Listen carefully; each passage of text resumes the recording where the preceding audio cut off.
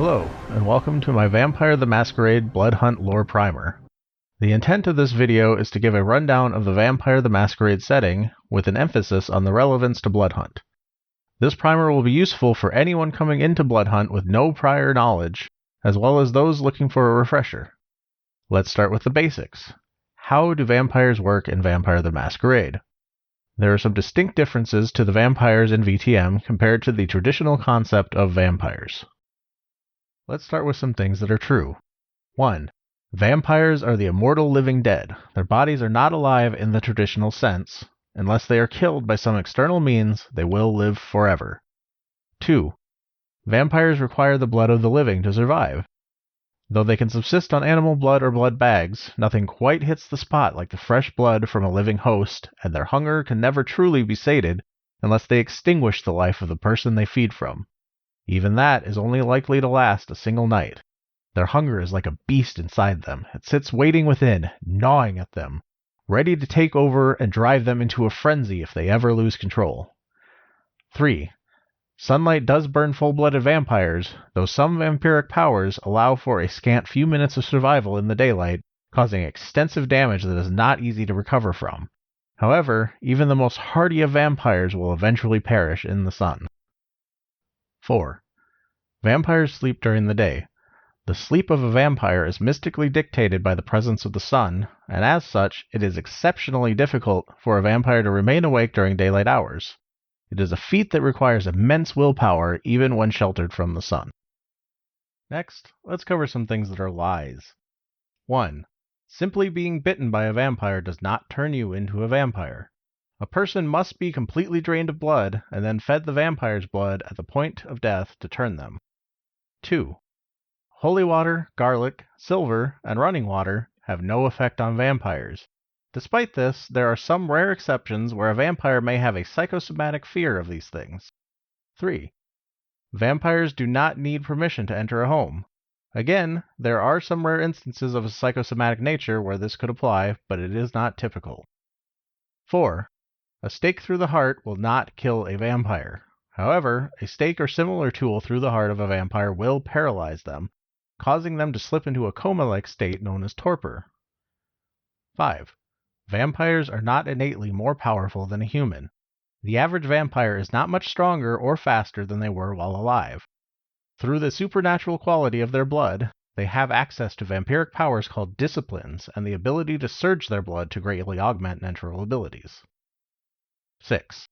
Vampires cast a reflection in mirrors and can be seen in photos and digital recordings. The one exception to this is vampires of Clan La Sombra, who bear a curse that is the source of these myths. Finally, let's cover some things that, though false, do have some bearing of truth to them. 1. Vampires are repelled by prayer or the sight of a cross. Though technically false, a person who possesses sufficient true faith is capable of turning a vampire away in fear with the use of prayer or a holy symbol of their faith, not just a cross. 2. Vampires' fangs leave proof of feeding. Though a vampire feeding does leave marks on a person's body, their saliva is capable of closing the wounds made by their fangs, thus concealing evidence of what they've done.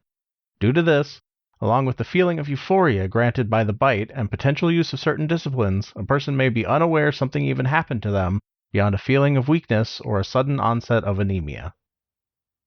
Now let's cover some common terms you may come across in Vampire the Masquerade that you may not be familiar with. First of all, vampires do not typically call themselves vampires. Some names you may see instead are Cainite, used most often in the Dark Ages, Kindred, modern name used by most vampires, especially in the Camarilla, Lick, a vulgar form typically used among Anarchs, especially when describing younger vampires, Blank Body, used by the Second Inquisition forces as a code word for vampires due to the secretive nature of their work. It results from the generally low body temperature of a vampire, which shows up as a void or dark blotch when viewed in infrared. This is easily circumvented by the use of certain vampire abilities. Now let's move on to some other words that you're likely to see. The embrace, which is the act of creating another vampire. Sire, the term for a vampire's creator. Child or childer, the term for a vampire's child or children. Kine, the vampiric word used to describe humans. Vitae, the blood of a vampire. Blood resonance, a quality given to the blood of certain mortals based on profound emotional state. There are 5 resonances, 4 of which are present in Bloodhunt and buff the player's abilities depending on the resonance consumed. These are choleric, melancholy, phlegmatic, and sanguine. The 5th resonance in VTM is animal and is not present in humans, but results from feeding on animals. Haven, a vampire's home and resting place during the daylight hours. Elysium, a place where vampires gather without fear of harm, kept separate and secret from mortals, and Elysium is typically kept in places such as art galleries or nightclubs. Prince, the kindred ruler of a given area of land, called a domain. This is typically a city. Primogen, advisors to the prince. Typically, there is a primogen for each of the most prominent clans in the domain. Diablerie, draining the blood of another vampire entirely, causing their final death. This can permanently increase a vampire's power, but often comes at a dire cost. It is one of the gravest sins a vampire can commit. Second Inquisition. This is a blanket term used by Kindred to describe the coordinated effort of government intelligence agencies to combat vampires as if they were a terrorist threat. Now let's cover some of the broader concepts you'll come across within the game, starting with the Masquerade. The Masquerade is the first and most important of the traditions, the fundamental laws of Kindred society. This tradition states, "Thou shalt not reveal thy true nature to those not of the blood. Doing so shall renounce thy claims of blood." In short, don't reveal to someone that you are a vampire if they are not also a vampire. There's more nuance to this and exceptions can apply, but in the end it is the be-all end-all of vampire rules. To breach the Masquerade is to court final death, whether it be at the hands of your fellow kindred or from the likes of the Second Inquisition. Next, we'll talk about the Camarilla and the Anarchs. In Bloodhunt, you play as a member of the Camarilla being sent out to destroy members of the Anarchs, but what do these names mean? There are multiple sects within Kindred society the vampires often align themselves to. Though there is a rich history to the Kindred dating back to biblical times, and names and methods they engender has changed over time, I'll speak of them in modern terms relevant to the Bloodhunt setting. The Camarilla is a sect of vampires that seeks to maintain order in the modern Knights, following strict rules and staunch hierarchy. This has become much more difficult with the onset of the so-called Second Inquisition, and the fall of some of their most powerful cities to this new foe, severely limiting the power they once wielded. Despite this, the Camarilla still displays the pretense of power and rule. They are closing ranks swiftly to protect what they have, while carefully courting new allies from unlikely sources. Conversely, the Anarch movement are the amalgamation of unaligned vampires living on the fringes of society. Typically, they are the vampires who have rejected the status quo, and as they see it, the stuffy authoritarianism of the Camarilla. Though they have carved out places to call their own throughout the world, there was an unsteady truce with the Camarilla for a very long time. At one point, they were viewed as being ostensibly part of the Camarilla, and were relegated to a minority in the greater scheme of things. With the onset of the Second Inquisition, the Anarchs claim the Camarilla has failed in their one purpose. The Anarchs have begun to revolt in force, sparked by the defection of the majority of the Camarilla-aligned clan Brujah to the sect after the First Convention of Prague. Now that we've covered the two factions in the game, let's get into what a Bloodhunt actually is. A Bloodhunt is an order given by a Camarilla official, typically the prince, for the destruction of another vampire or vampires based on a crime committed. This is the ultimate punishment, reserved only for the most grievous of crimes. Under normal circumstances, a kindred who has a Bloodhunt called on them has until midnight to vacate a domain before all bets are off. All those present for the decree of a Bloodhunt are typically expected to participate, and many will use it as an excuse to take out rivals or commit otherwise illegal acts while eyes are turned elsewhere. If they so choose, a prince may even pardon the act of diablerie against the hunted. In rare circumstances, some kindred are seen as having committed acts so heinous or detrimental to the Camarilla, they are added to a list known as the Red List, and are viewed as having a Bloodhunt declared on them in all domains controlled by the sect. In Vampire the Masquerade, there are 13 distinct clans that vampires are generally a part of. To explain why that is, we have to look at the origins of the kindred. There are many myths and stories about how vampires originated in the VTM setting, but one of the most popular is that the progenitor of all vampires is Cain, the biblical son of Adam who slew his brother and was cursed by God. After wandering in exile for untold generations, Cain ultimately came to the first city to be among people again. He embraced 3 children, known as the second generation, and they themselves embraced a total of 13 into the third generation, who would come to be known as the Antediluvians. Cain decreed that no more of their kind should be created, and they ruled in the city like gods, seeing it thrive and prosper until the coming of the deluge, the biblical flood that drowned the world. After the destruction of the great city and the loss of the humans upon which they fed, Cain disappeared and left the second and third generations to their own devices. This eventually led to infighting that resulted in the Antediluvians killing their sires. When Cain discovered what had been done, he sought them out and laid a curse upon each of them, which their descendants suffer from to this day. The 13 clans are these descendants, tied together by the bonds of their cursed blood. Though there are numerous alternate claims and circumstances, this is the basis of the clans we know today. As a side note, the higher generation a vampire is, the less powerful their blood tends to be. At certain higher generations, they are sometimes barely recognizable as vampires. At launch, Bloodhunt features 3 of these clans, with plans to add more down the line. They are the Brujah, the Nosferatu, and the Toreador. So who are the Brujah? The Brujah were once seen as the warrior scholars of the kindred world. They are the most likely to fight tooth and nail for a cause, whatever that cause may be, though in modern nights you're likely to find thugs and punks more often than noble knights or philosophers. In ancient times, it is said the city of Carthage was a Brujah paradise where kindred and kind coexisted peacefully in an earthly utopia rivaling that of the first city. Not all stories speak to the same qualities, however, and eventually the city fell. The loss of this promised land sparked a fire in their blood that burns to this day. Though the Brujah were historically split between the Camarilla and the Anarchs, the Convention of Prague saw the majority fully exit the Camarilla and officially join the Anarch movement, though exceptions do exist.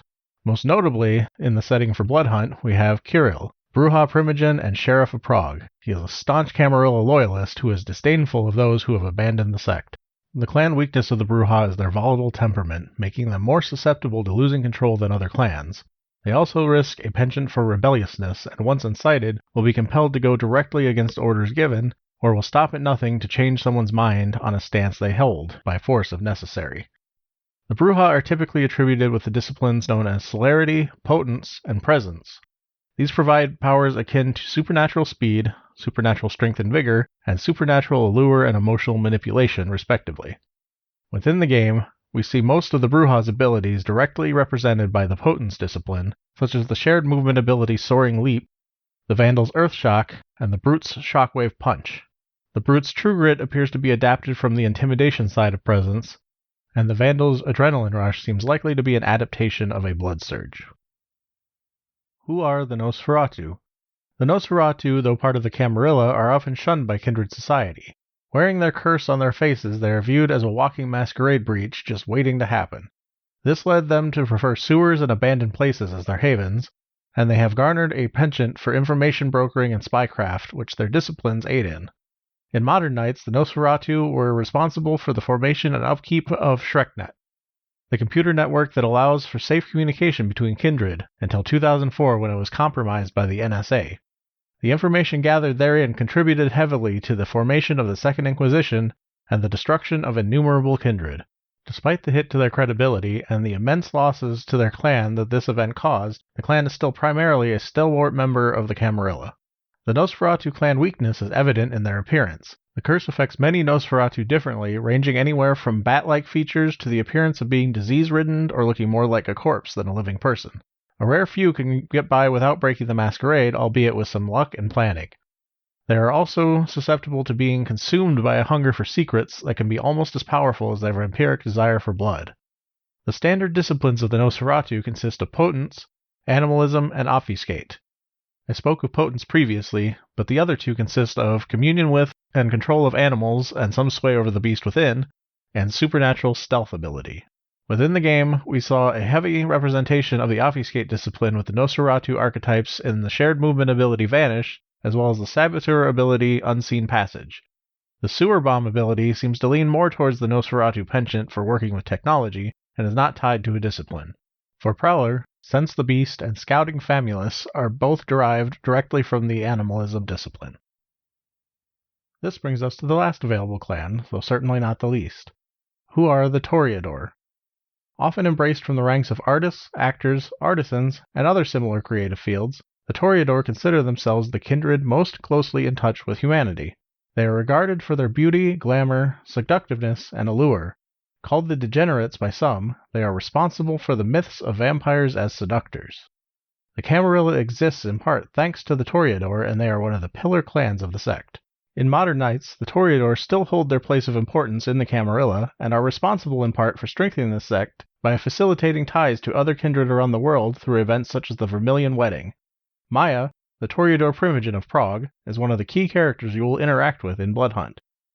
The Toreador clan weakness presents itself as a desire for beauty that is so strong they suffer outside of its presence, making it more difficult for them to make use of their vampiric powers.